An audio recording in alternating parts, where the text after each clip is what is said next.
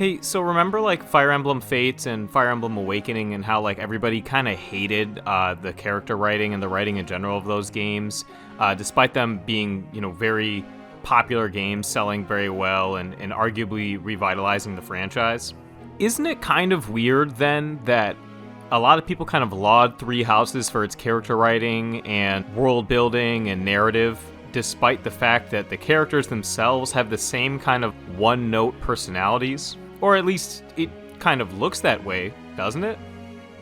So I'd like to take some time to compare and contrast the Fateswakening characters with the Three Houses characters and see if we can't find a common thread as to why the Three Houses characters are less critically panned by fans of the series.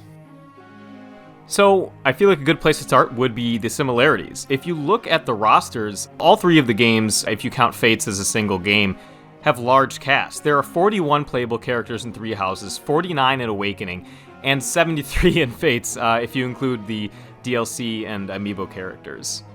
Both groups of games, being Fateswakening and Three Houses, have characters that tend to have one main identifying quirk. For example, Lindhart likes to take naps, Effie likes to lift weights, and Gaius likes sweets. Having the characters represented by a single quirk, it makes sense. It makes it very easy to distinguish the characters without knowing a lot about them. How else are you going to tell the difference between Mercedes and Marianne, or Sylvain and Ferdinand von Aegir? So, having personality quirks aren't necessarily bad writing in itself. It is very useful to be able to distinguish characters even if you're not that familiar with them and you're not using them a lot, especially in a game like Fates where if you're playing Revelations, you can have something like upwards of 60 characters in your party. I think the problem is the way they're used to identify the characters. So, those are a lot of similarities. I mean, on the surface level, it really looks like the writing style isn't that much different, and the characters are represented pretty much the same way. But there are things that make the Three Houses characters different, and they do make a difference. One major difference, one key difference, is that the Three Houses cast is much more focused by default. Fates and Awakening, there are maps where you can deploy like 20 people. In Three Houses, I'm pretty sure the biggest deploy limit you get is like 12. By default, the house that you choose only has 8 characters in it, and then Flayn if you choose to allow her into your party. You can, again, recruit like everybody in the game except for like 5 characters, but by default, it is a much more focused cast. Because of this, the game doesn't rely on the one notes as much as Awakening and Fates kind of have to differentiate between their just really large rosters of characters. This leads to us having characters like Dedue, who don't really seem to have one-note quirks.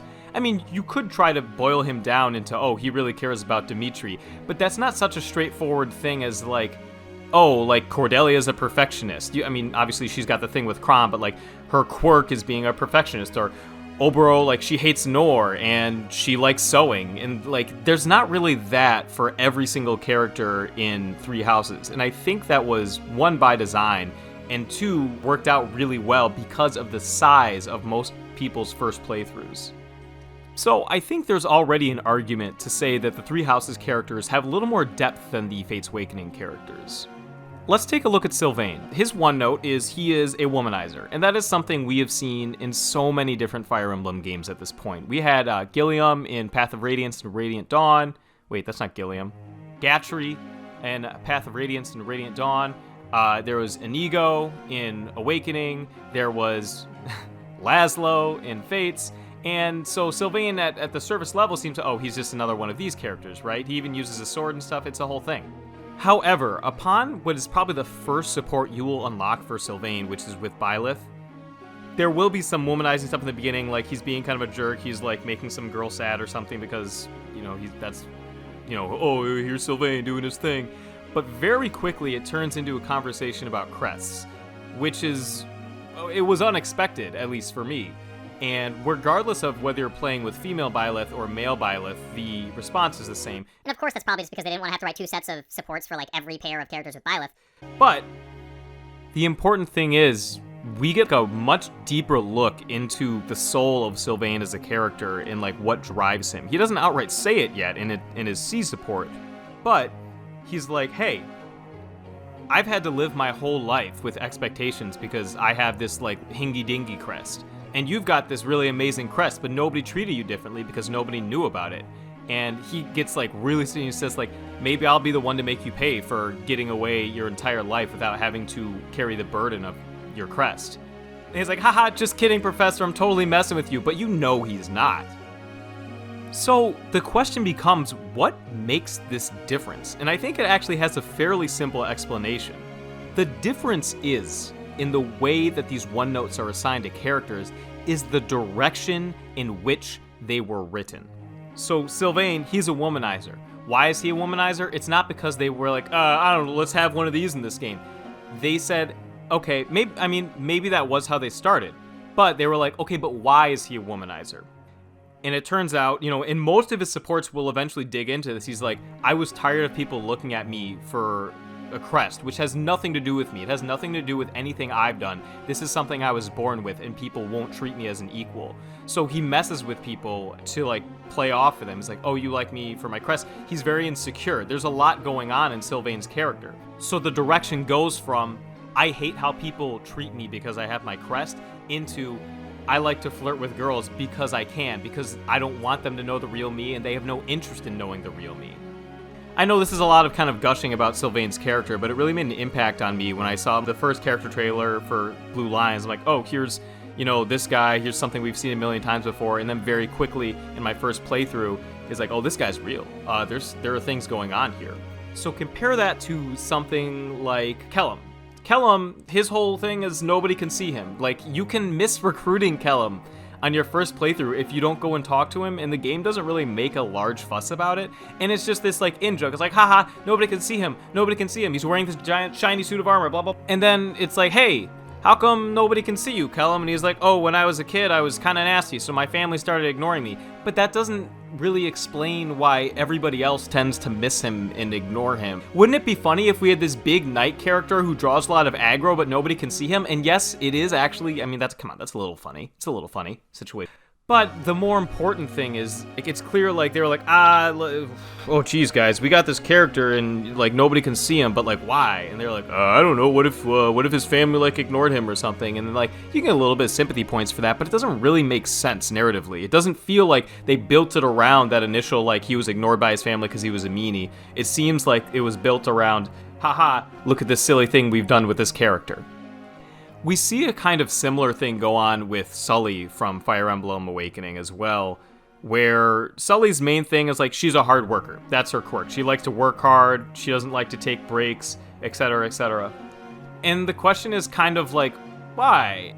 You get into it in like maybe one of her supports, and it's like, oh, I like to play with the boys in the castle, like I wanted to be at night, and it's like, look, that's great, and she feels like there's a lot of pressure to be a great cavalier as a woman, and okay, that's a little more interesting than Callum's, but like at the same time, it feels like this was like, we started with she hustles, and we need to find out why. Like they were like later, like I don't know, woman knights or something. In the world of Fire Emblem Awakening, that's not such a hurdle. I mean, you've got Lissa, who's supposed to be royalty and a cleric on the front lines all the time, and like people just treat her like she's little because she's little. You have Pegasus Knights are like a serious part of the militia.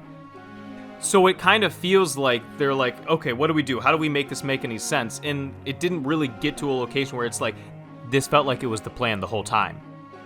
It's also worth pointing out that Sully's character is probably written to diametrically oppose Stahl's character. Just because of the standard, like, Queen Cavaliers thing they have going on, where Stahl has higher defense and HP, and Sully has higher, like, speed and skill or something. But Three Houses, it's not a perfect game. It's a very good game with very good writing, but the writing's not perfect, right? One character I think that is a really interesting case study, as this character's one note doesn't add anything. It's like they're almost completely unrelated, and that's Petra. Petra's one note is that she is not very good at speaking the language of Fodlan.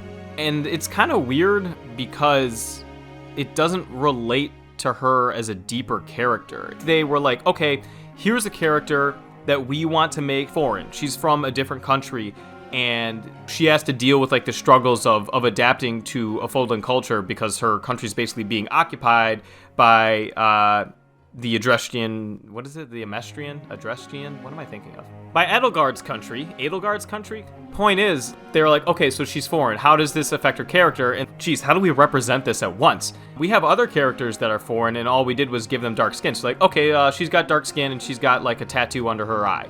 But then they weren't really sure how to represent it as a one note, so they just have her speaking broken whatever language, your version of Three Houses is. So that one, it's an inversion of the kind of Fateswakening writing style, where Fateswakening was like, okay, here's a quirk, and later, down the line, we'll figure out why you have it. And for Petra, it's, okay, here's who this character is, and later down the line, we're gonna figure out how we're gonna make a one note that represents this to players. So really, in essence, I think that the big difference here is just the direction that the characters are written in. And Three Houses isn't perfect in its character writing, it's just very good. Deriving the one notes from a deeper place, or at least making more of an effort to make them seem connected, makes for stronger character. Even Lindhart, I looked at the opening trailers, I'm like, geez, here we go again. It's gonna be a bunch of shallow characters who's like, support one, ho ho ho, I like to sleep. Avatar's like, oh no, you can't be sleeping right now, you have to go to bed. And he has to say, oh no, I want to sleep, it's what I do, I like to take naps. But what he actually is, life is tedious. These classes are tedious. These battles are tedious. They contribute no meaning to my life. While these events go on, I could be researching the mysteries of the Crest so that we may discard our society's obsession with them. Instead, I am stuck here in class, receiving a lecture that holds no meaning for me about battles that I do not care to engage in. I would much rather work 3 days straight on researching Crest and then sleeping as necessary to recover than fit in with these people and their unfocused desires and trite fancies. Basically, what I'm trying to say is Three Houses really does feel like an absolution of the Fire Emblem franchise as a whole in so many ways, by taking things that used to be controversial and releasing them in a form that was almost strictly beneficial to the game. I would argue that the one-note characters from Fates and Awakening were a large part of what kind of revived and revitalized the franchise. Being able to get to know these characters quickly and get attached to them was a large appeal of those games.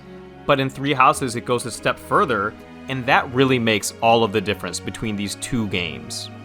Well, I guess it's 3 games, but these groups of games that people, you get the idea. So anyways, that ended up being a little bit longer than I thought it would be. But hey, guess what? If you liked this video and you want to see more stuff, or you want to see me talk about some other video game garbage, do the thing. The thing that everybody tells you to do, where they tell you to, there's that button and you press it and it tells you when I make new stuff. I am just glad that somebody saw this video. That makes me really happy. I love discussing games, especially, games with, deep character writing and stuff. So if that's the kind of thing that you'd like to see more of, stick around. Thanks.